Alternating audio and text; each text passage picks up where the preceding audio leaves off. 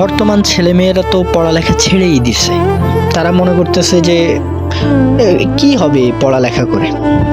হ্যাঁ, আমিও বলি পড়ালেখা করে আসলে কি হবে, বাট তুমি চিন্তা করো যে তুমি ক্লাস 10-এ পড়তেছো, ক্লাস 9-এ পড়তেছো কিংবা ইন্টারমিডিয়েটে পড়তেছো, এই দীর্ঘ সময় পর্যন্ত তুমি পড়ালেখা করে আসছো।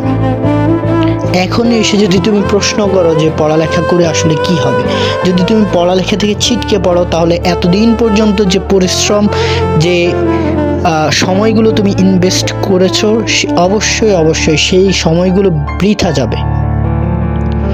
সুতরাং তোমার বাবা মা চায় যে তুমি পড়ালেখা করো, তারা চায় যে তুমি ভালো রেজাল্ট করো, যেন তারা অন্তত তাদের যে বন্ধু বান্ধব আছে কিংবা বান্ধবী আছে তাদের সাথে তারা গর্ববোধ করতে পারে।